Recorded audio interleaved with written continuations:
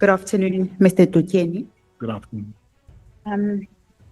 You furnished us with two statements. The first one that is before us is dated the 17th of October, 2025. That is correct. Okay, and then the second one is labeled, it's not signed, but it's labeled supplementary statement. That is correct. Okay. If we can then just go to paragraph 7 of your supplementary statement. I am there. Okay. We will mostly use your supplementary statement because it is exactly as your initial statement, just more fleshed out. Okay.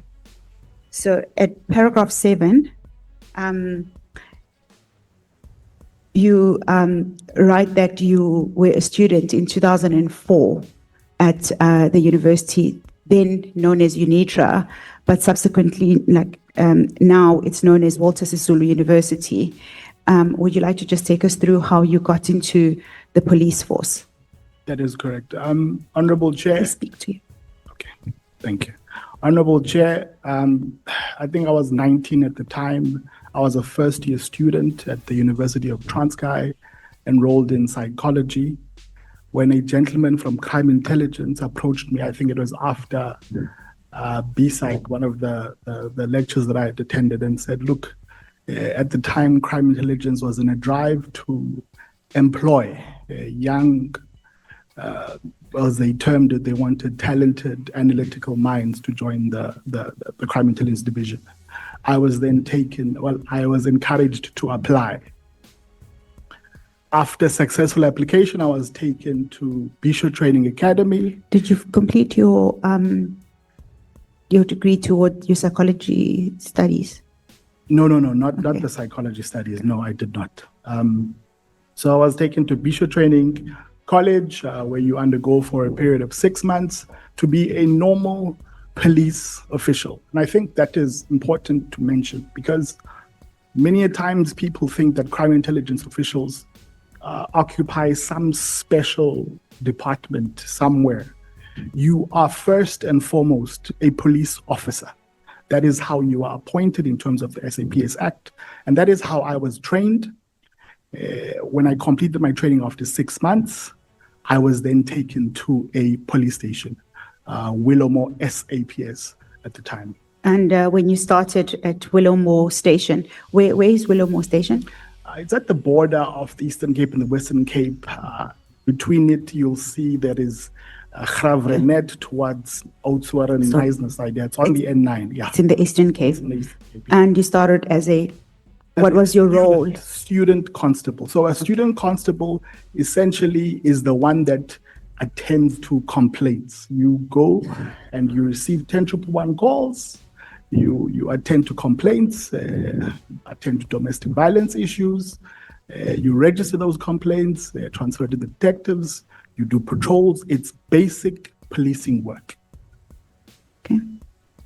And how did you then get to be involved in crime intelligence? You say in your statement that at paragraph 9 that you would discreetly perform crime intelligence work, which almost suggests that that's not what you were supposed to be doing. What do you mean by that statement? Okay, so the word discreet refers to my colleagues were unaware. So members of the crime intelligence division who had my information would then come and take me from the station. Now you worked 4 days, 2 days and 2 night shifts.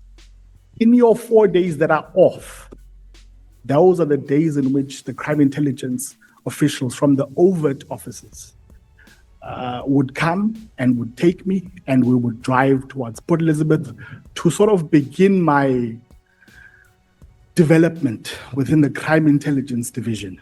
Okay. You mentioned the overt unit. What other units are within crime intelligence? There's the overt and then there's the covert unit. So just to explain the two, you would have noticed that one of the witnesses that presented here said that he was in charge of the Secret Services account. That would be the covert unit. That would handle the deep cover agents, would handle all of those. the overt unit, although they sometimes, these two worlds interconnected at certain stages, the overt unit would be a policeman that is easily identifiable on SAPS systems. So a detective, you could say, is overt because the only thing that they do is they put on plain clothes. But if you go and interrogate the SAPS system, you'll identify them. So if a criminal with connections actually asks someone to check the system, they are going to find that person and they're going to find their details on the system. So that's the overt unit. Okay. At paragraph 12 and 13 of your statement, you mentioned that in order for you to participate in crime intelligence, you would require some type of clearance. Do you want to take us through that? You speak about, that you had particularly top secret clearance. Okay, for the work that I was involved in as a student now, I did not require clearance, top secret clearance. There were authorizations that needed to be in place. So, for example, if I can reference the two investigations I was involved in. So I was taken as a student, 19 years old, and I would go to, for example, a university around Port Elizabeth. There, established and experienced officers would have identified a problem within that university. For example, in this instance, drugs. So I would come and pose as a buyer. Simple, Such information would then later be used, or such evidence would later be used in court proceedings. That was the first operation I was involved in. Those operations, obviously, I speak freely of them now because they've been even to court. And when you get to court, you get to testify. The second operation I was involved. Was this at the Nelson Mandela Institute University? At the university, I fit the profile because I myself had just come from university. So I was sort of the perfect candidate for a person who could pose as a student. The second was the issue around Home Affairs. At the time, crime intelligence was investigating the issue concerning the purchasing of South African documents by foreign nationals. They were purchasing asylum seeker documents, they were purchasing ID documents, they were purchasing a variety of documents. So I would then go there, and a number of us, and we would go there and we would try and purchase these documents in the hopes that these documents would be provided to us, and it would then lead to a process of having these people locked up. I see. Some of the witnesses that came to testify mentioned that those kind of operations would happen in a form of a task team. And so you've mentioned that you were involved in the drug undercover operation, and you've also just mentioned the Home Affairs one. Yeah. Did you operate in task teams, or was it ad hoc, random? How did it actually work? So these operations I was involved in because I later had insight in these operations when I occupied a provincial position. The operations I was involved in involved an individual at a local level. That is why they did not require a task team. It was an individual who may have perhaps been purchasing drugs somewhere, but it was not as sophisticated as you would say requires a task team. So, for example, the issue related to Home Affairs, those individuals were arrested. It was not an organized network of sort, so to speak. So it did not require a task team or the deployment of specialized forces to come together. So these were approached in that manner because it was individuals who were the targets. Okay. And you say that those individuals were charged and arrested, and those cases were successful? Yes, those cases were successful. And I must commend the officers that actually ran the operations at the time. I mean, this is close to 20 years ago. Then already, they spoke to the issue of immigration, which would later challenge South Africa. And the operation was designed particularly to deal with the corruption that existed within the system that enabled this to take place. And yes, indeed, these individuals were charged, and they operated, as I said, as individuals, not in an organized fashion per se. Was there a moment where you dealt with more organized crime, syndicates particularly, where you were not necessarily looking at individual, investigating individuals, but investigating a syndicate that is related to drug trafficking? Thank you for the question, Honorable Chair. I think later on, after I was involved in Port Elizabeth, would go back to the station and work as a policeman. After a period of about 3 years, I was then transferred to the provincial offices. I think this is around the time of 2008, early 2008. On arrival at the provincial offices, I took the role of a provincial analyst after undergoing a number of training and development. Once I became an analyst, I was actually exposed to the work that crime intelligence at the time was doing. To put it, I was briefed on almost every investigation that was taking place in the province. I spoke to every handler in the province, and they can attest to this.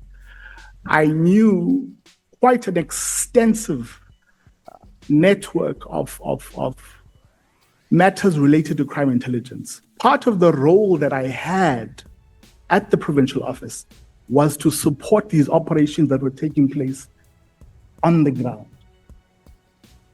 One of those operations, long before South Africa actually declared human trafficking that takes place domestically, we had recognized human trafficking as something that is taking place from outside of the country into the country.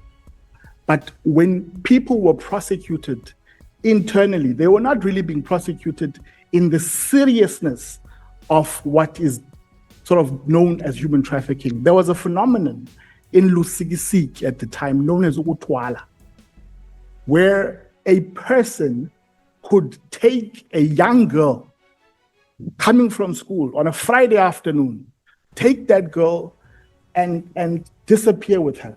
The next morning, send a letter to the parents, says, I have taken that girl, she is my wife, let us negotiate dowry. Now, this was a known custom in Lusikisiki. People who heard of the culture started to take or make use of that culture for their own personal benefit. In this instance, a group of foreign nationals, I remember there were 2 Nigerians, one Somali guy, also together with South African people, had kidnapped young girls from Lusikisiki and would traffic them to Johannesburg and force them into prostitution. And they would pay a dowry, 5,000, 10,000, 15,000 to the parents, and tell the parents, no, do not look for your child. Your child is now married. Be grateful, be happy.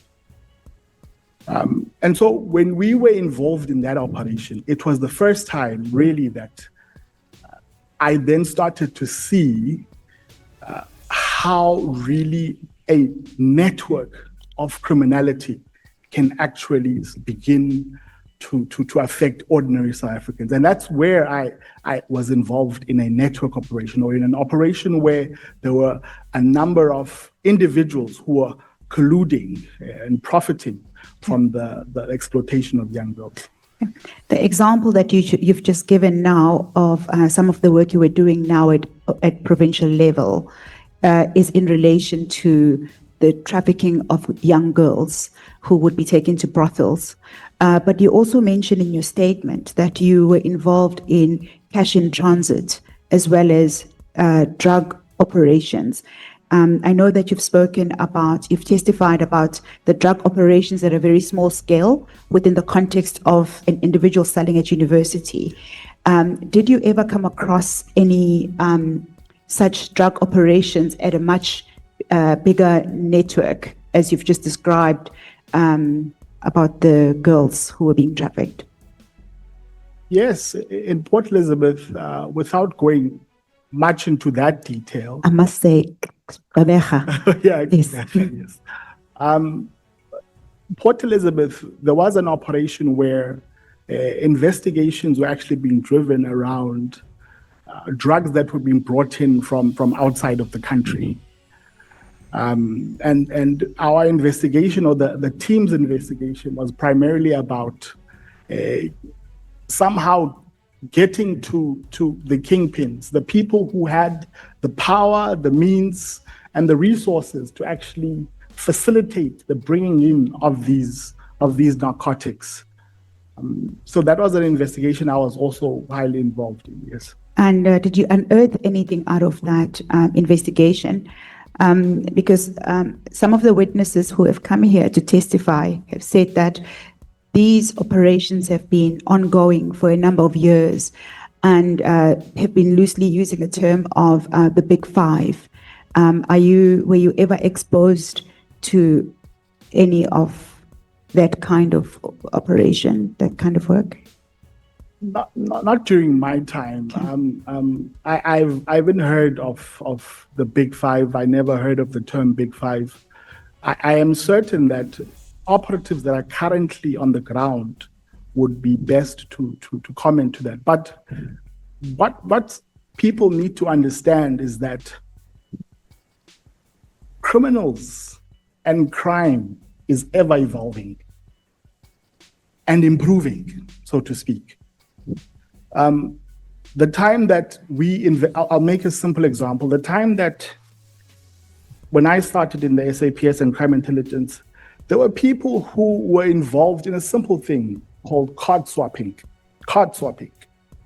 where they would approach you at the ATM. When you are there, they're quick, they swap your card. But when technologies progressed and the same criminals developed in their own skills, you saw the same criminals graduating to card cloning, where they no longer needed to take your card. You found that although you apprehend some of these suspects who were involved in card swapping, when they graduated towards card cloning, they were more organized, they were more sophisticated. I'm making this reference because if you liken that example to the shifting and changing of the way an organization operates, particularly within the underworld, they shift and change based on the material conditions on the ground. The more law enforcement improves, the more they change their strategy and tactics. So I would not rule out when allegations are made that there is an alleged Big Five, although I may not have encountered it during my time within the SAPS. Thank you. You then set out some of the experience that you have as a crime intelligence official. That is at paragraph 21. For the sake of time, we will just gloss over that so that we can get to the next section. If I At can, paragraph, yes. I can comment on that if you. Sure, you may. Part of the skills that I was actually trained by this South African government was capabilities in digital forensics, telecommunication interception, data analysis, surveillance technology, and profiling. One of the presentations that was received by this committee sometime last week was a presentation which seemed to suggest that by mere looking at numbers, to say there are 100,000 cash in transits or 10,000 robberies, only by looking at those numbers do we then say we should give a guide to the deployment of policing. What that presentation lacked was to say you always need to study those numbers. And within the SAPS, there is something called a docket analysis. So, for example, when murders are reported, you may see at face value that there are 100 murders taking place within this police station. And that could be alarming because perhaps you're thinking 100 is too high. It's too high a number. 1 is too high a number. But when you do a docket analysis, sometimes the docket analysis shows you that actually some of these murders, or most of these murders, are taking place inside the home, where people had been drinking, they go home, the couple fights, and then a person is stabbed and they pass away. And the reason perhaps that they pass away is because at the time that they called for help from the ambulance, because the ambulance may be placed 10, 15, 20 minutes away, it becomes difficult for that ambulance service to come and attend. So on the numbers alone, you need to take a step further and analyze those numbers to say, what is actually happening here? Another example I'll give is sometimes numbers may seem very little. There is a small station on the border of Eastern Cape and Western Cape. It's in the Langkloof. Bavianskloof is the name of the station. They rarely have murders. But one particular year, they suddenly had 4 murders. You ask yourself, in terms of resource allocation, should you be deploying all of these? And you found that once you do a docket analysis, you find that actually there is a serial murderer in that particular precinct, which then warrants for specialized forces. Then you suddenly don't just need a detective, but you need a psychologist, you need a variety of experts. So you need to understand the numbers. And there are experts within the police, within SAPS, that break down those numbers and make them make sense so that resource allocation can actually be sort of adequate to the problem.